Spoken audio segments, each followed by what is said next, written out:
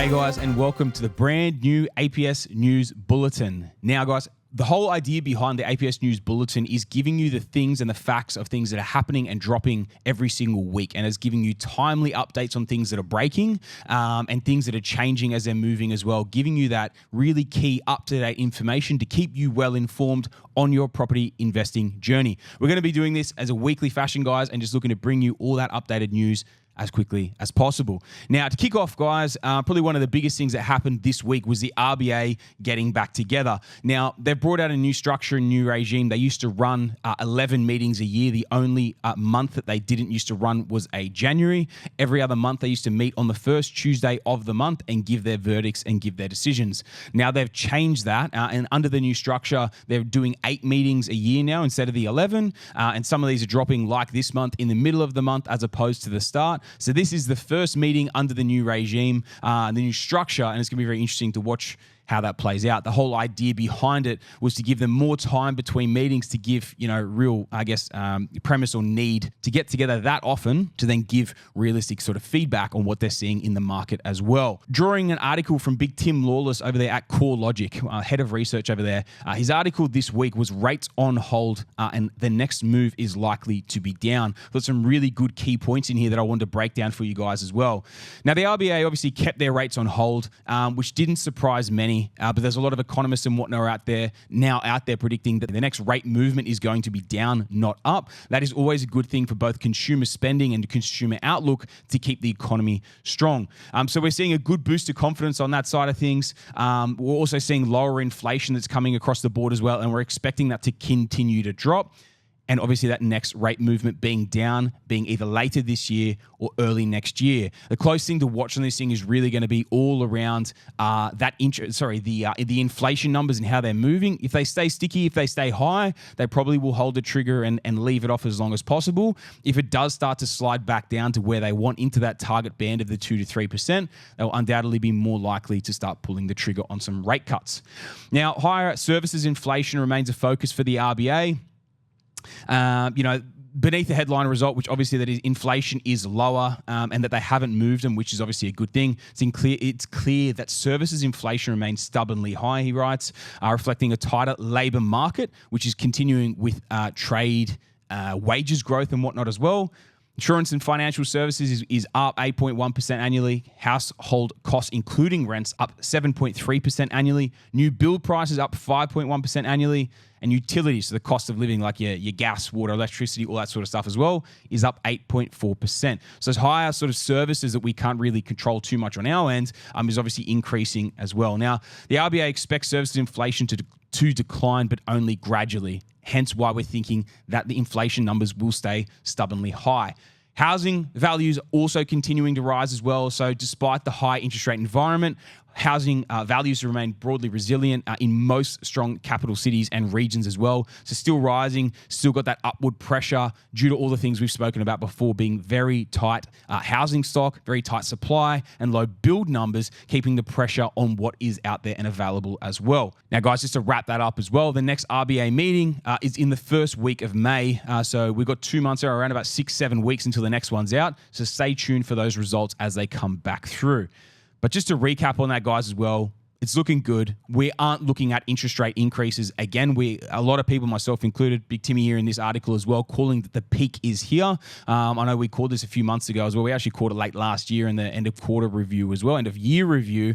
So we believe strongly that the interest rate rises and whatnot as well. That cycle has ended. We're going to be in a period of plateau, which will be good for sentiment, be good for movement, and the next movements are going to be down. But obviously the timing on that is really going to come down to inflation and where that ends up. Moving on, guys. Another article that came out that I thought was very interesting and I think worth breaking down as well, also from CoreLogic, the lovely Eliza Owen, relationship breakdown, how the housing market defied the economic indicators. In other words, how house prices have continued to rise despite super high interest rates, high inflation, and the rising cost of living. The affordability is decreasing because the cost of living is increasing. That should be putting a strain on house prices and house price growth, and yet it's not. And this is where she's talking about this relationship breakdown that everyone's always seen between high interest rates mean low house price growth and low interest rates mean the strong house price growth. This is where it's kind of moved outside of its normal relationship and sync, and they're still rising quite strongly even in spite of that. Key points from Miss Owen's article. Historic relationships between interest rates and home values have broken down, with home values continuing to rise despite record increases in interest rates in both 2022 and 2023. Factors such as strong population growth, tight rental markets, and active buyers with less reliance on housing credit have helped support the housing market recovery in 2023 and now into 2024 as well. Notice those things there. We're talking about strong population growth, tight rental markets, active buyers, and a supply deficit of builds. Talking super boom, conditions, guys. Consumer sentiment, as measured by the monthly consumer sentiment index, reached its lowest average month reads since the early 90s recession in 2023. So consumer sentiment is down as low as it's been in literally 30 years, and yet house prices are still growing. Again, this is what's going back here. It's a very interesting time in the market. Once again, why we went so bullish on the super boom call, because even though it is a rising cost of living, it's very hard to afford things right now. The housing market is still moving. Throw on the things that we're seeing coming. Migration staying extremely strong, so population growth staying extremely strong, building deficits, and we're still seeing a lot of price growth movement as well. I don't think this is going to slow down anytime soon. To round this out, economic and housing housing data towards the end of 2023 suggests there may be a time limit on how long this does continue to defy the high interest rates, but early indicators in 24 show that market conditions heating up again in some of the weaker capitals.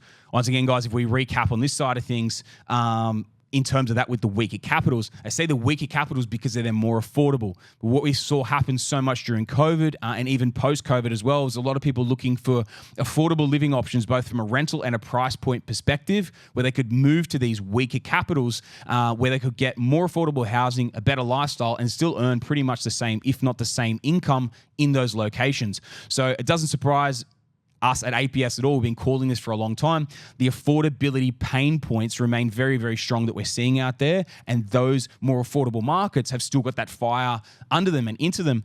And if we throw on top of that as well, a lot of people, when they migrate to Australia, they might initially come into, say, cities like Sydney or Melbourne, but if it's very expensive to live there, they're not going to stay there very long because they're not going to be on big incomes. They're not going to be making a huge amount of money. So they're going to be wanting to move somewhere where maybe they can start a life with their family and afford to live there, or just move somewhere where they can still afford to live. You look at the lifestyle options now on offer you look at Queensland, WA, Adelaide, these sorts of cities, even Hobart for a lot of people as well. These cheaper capitals, a lot of the time, so much more affordable, but the lifestyle options are still great. No longer does it need to be the big cities of the Sydney and Melbourne where everyone needs to move. And I think COVID really brought a big change around that. To recap on that, pretty much it's all about the super boom conditions that APS has been talking about for a very long time now, staying in effect and showing a really big, strong effect on the marketplace. Last article, and probably the reason why you clicked on this one as well, is Australian housing construction has collapsed. And this article is written by Leith Van Onselen from Macro Business. The latest data on Australia's housing construction has been an unmitigated disaster, were his words. Dwelling approvals, commencements, and completions have each collapsed to decade lows at the same time as Australia's population is surging. So you think about it, we're building so many fewer homes, we're getting approvals for so many fewer homes, so many fewer are actually even getting to completion the last time in the lowest point here in decades. And when you have a good look at this side of things, we've also got the strongest population growth that we've seen ever. When you combine the two of these, we are in a serious issue from a building perspective compared to population growth. Now, new home sales collapse, new building approvals have collapsed, massive. Now, interesting thing to note this, guys, I was having a bit of a look back through this. We're actually at the lowest level in 17 years. If most of you can probably remember what was 17 years ago, it was the GFC. We had massive construction up until 2007, 2008, fell off a cliff. We had this big dip as it came back down. They are the same levels that we are at right now. So that's a little bit of a worry from that perspective. Also, obviously combined with this super high population growth. The other big thing, which Leith here hasn't got in his article, but something that I'm witnessing a lot out there as well, is a lot of builders are going under, right? Left, right, and center. When Big Liam gave his market update in the APS roundtable in December, I remember one of his points I think it was from memory, there's 2 builders on average a day going under in Australia. Looking at even how this has played out in this year, in 2024, and what I personally have witnessed already, we're 2.5 months into this year, and 4 builders that I know personally have gone under in that time frame. So very worrying time for builders out there right now as well. Build times are blown out massively. Trade price increases, material price increases. Demand for the actual product has decreased as well because pricing has gone so high as well. So it's one of these very awkward sort of times out there in the industry, guys. Now, guys, just to recap on this and moving forward as well, one of the key points that Leith wrote here in his article as well is like the idea that we can build 1.2 million homes. This idea that Labor's sort of brought to the table over the next 4 to 5 years. It is ridiculous, right? It's an unachievable target for us. We are building at the lowest rate we have in 17 years, and they expect us to be able to build homes at the fastest rate that we ever have, right? The correlation there is it's unachievable. It cannot happen. And when, again, we throw the population growth on this side of things, we need the new housing, but we can't build them quickly enough, and it's not going to happen. So the idea that they're going to do it in this time frame is it's fallacy. It's not going to happen, especially with the current economic situation that we're in.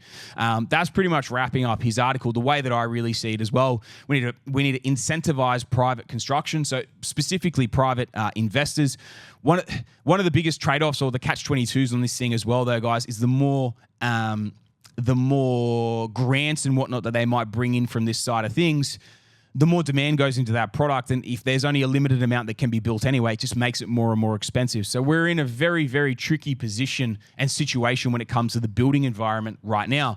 But one of the other big things they could do, guys, is cut developer red tape, whether they're converting existing things like existing office blocks that maybe are no longer being used in big capital city CBDs, converting that style of building, converting that into housing options would be massive, bringing more affordable housing options to the table as well and supporting affordable housing.